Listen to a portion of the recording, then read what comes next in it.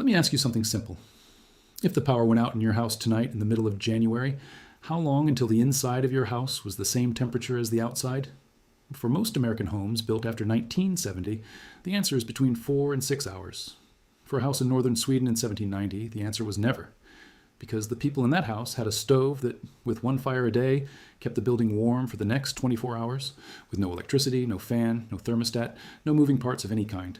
That stove still exists. The design has not fundamentally changed in 250 years. And in May of 2020, the United States Environmental Protection Agency, under a rule called the New Source Performance Standards, made it functionally impossible to manufacture or sell new wood stoves built the old way anywhere in the country. This video is about that stove, why it works on a level a competent 10-year-old can understand, why it was buried in the American consumer market, and what the documentation says about building one anyway, perfectly legally, in your own home today. I want to walk you through 3 things in this video in order. First, what this stove actually is, and how it functions in plain language without engineering jargon. Second, the regulatory history, including the specific federal rule, the date it took effect, and what it actually says about wood heating in residential homes. Third, the legal pathway that still exists, that the EPA itself wrote into the rule, that lets you build one of these in your house today, even in 2026, without breaking a single federal law. Before that, a quick note. Everything I am about to walk you through is also covered in much greater technical detail, with full construction diagrams, dimensional ratios, brick selection, mortar specifications, and a complete materials list with current pricing in the documentation linked below the video. Link in the description. Continuing. The stove is called a masonry heater. You may also have heard the names Russian stove, Finnish stove, kakelun, or kachelofen. Different countries, different names, the same underlying principle. Now, before I get into how it works, let me tell you a quick story about a man who built one for himself last winter. Let me tell you a quick story. Ron is 58, lives outside Sandpoint, Idaho, carpenter for 40 years, off-grid for 9. He had a regular wood stove, cast iron, single firebox, burned 12 cords of wood every winter. In January of 2024, it dropped to negative 12 degrees Fahrenheit at his cabin for 9 days straight. His wood stove could not keep up. He was loading the firebox every 2 hours, day and night.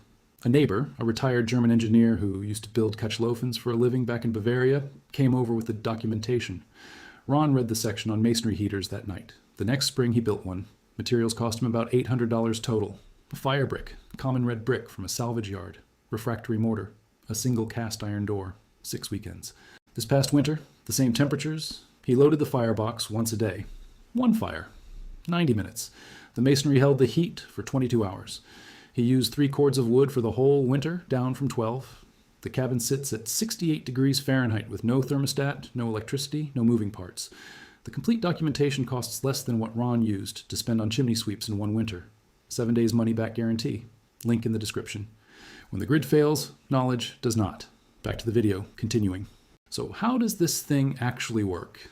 Why does it heat for 24 hours on one fire when a regular wood stove needs to be loaded every 2 hours? A regular wood stove burns wood at a moderate temperature inside a metal box, transfers some of that heat into the room through the metal walls, and sends most of the rest up the chimney as hot smoke. The metal cools quickly when the fire dies down, which is why you have to keep loading wood. The thermal mass of the stove itself is small. A masonry heater does the opposite. You build a hot, fast fire in a small chamber. 200 to 400 pounds of dry wood per fire, burning at over 1,500 degrees Fahrenheit. That is hotter than most wood stoves ever get. The smoke and heat from that fire then travel through a long path of internal channels, carved through several thousand pounds of masonry, before reaching the chimney. By the time the exhaust reaches the chimney top, it has been stripped of almost all its heat. The exit temperature is often less than 200 degrees Fahrenheit. Meanwhile, the masonry, all those thousands of pounds of stone and brick surrounding the fire chamber and the channels, is now hot. And masonry releases heat slowly. Over the next 12 to 24 hours, that mass radiates the energy from your one fire back into the room as gentle, even steady warmth. A conventional wood stove operates at roughly 50 to 60% thermal efficiency on a good day. A properly built masonry heater operates at over 90%. Same wood, less than half the consumption, and almost no smoke at the chimney top because the burn is so hot and so complete that the wood combusts down to almost pure carbon dioxide and water vapor. This is not theory. The Masonry Heater Association of North America has documented these efficiency numbers in field testing for over 30 years. The principle has been known in Northern Europe since at least the 1700s, when wood was scarce and winters were long and people figured out very quickly that storing heat in stone was smarter than letting it fly up the chimney. Now, let me walk you through the regulation that buried this technology in the modern American market. The story starts in 2015. The Environmental Protection Agency, acting under authority of the Clean Air Act, issued what is called the New Source Performance Standards for Residential Wood Heaters. The technical citation is 40 CFR Part 60, Subpart AAA. You can read the entire rule on the Federal Register if you want. The rule had two phases. Phase 1, which took effect in May of 2015, set an emissions limit of 4.5 grams of particulate matter per hour for any new wood stove manufactured for sale in the United States. Phase 2 took effect on May 15th of 2020. It dropped the limit to 2.0 grams per hour. Most older wood stove designs, the ones your grandfather had, the simple cast iron box that burned anything you could fit in it, cannot meet the 2-gram limit without complete redesign. They burn too cool, too slow, and too dirty by modern emission standards. What this means in plain English. Effective May 15th of 2020, the EPA prohibited manufacturers from producing or distributing new units that do not meet the 2-gram limit. You can still use a stove you already own. You can still buy a used stove in many states, but the simple, sturdy, 200-year-old American wood stove design that your grandfather had cannot be manufactured for sale as a new commercial unit anywhere in the country anymore. This is what people mean when they say the EPA banned the old wood stove. It is technically accurate.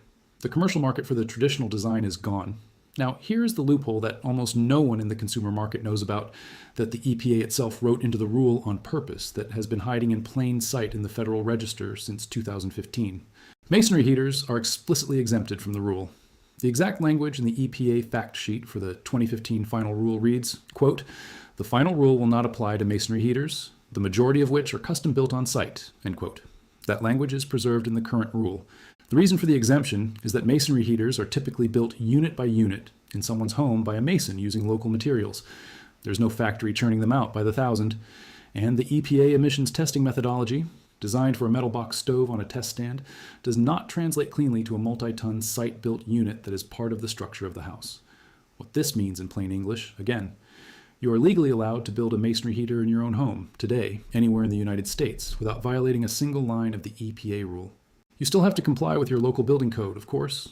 Most jurisdictions allow them under the ASTM E1602 standard, which lays out construction specifications, clearances to combustibles, hearth requirements, and chimney specifications. Some states require an engineer stamp on the drawings. Some require inspection by a credentialed mason. The documentation includes the relevant pages of the ASTM standard translated into instructions a competent DIY builder can follow over 6 to 10 weekends, with a materials list typically running between $500 and $2,000, depending on what you have available locally and what you can salvage. A custom-built unit installed by a credentialed mason on the commercial market runs $15,000 to $40,000. Same product, different paperwork. The difference is whether you put in your own labor or pay someone else to put in theirs. If you want the construction diagrams, the dimensional ratios, the materials list with current prices, and the specific code language for your state, the link is in the description below this video. There's also a pinned comment with 3 sections of the documentation that I could not fit into this video, including the chapter on integrating the masonry mass with summer cooling, the chapter on flue design for older homes that already have a chimney, and the chapter on retrofit options. If your house already has a regular wood stove and you want to upgrade, the masonry heater is not new technology. Russian peasants in 1700 had it. Finnish farmers in 1750 had it. German towns and Austrian alpine villages in 1800 had it. They had it because it works. They had it because in a long northern winter, with 1 fire a day, you could keep a building warm and your family alive without depending on anyone or anything outside your own 4 walls. That is not survival ideology. That is engineering and history, and the kind of practical knowledge that the modern commercial system has very little incentive to teach you, because no one makes a recurring profit from a stove that burns 1/3 of the wood and lasts 100 years. If this kind of analysis is useful to you, subscribe to the channel. Every video on this channel takes a piece of older technology that the modern regulatory or commercial system has buried and looks at the engineering, the history, and what is still possible if you are willing to build it yourself.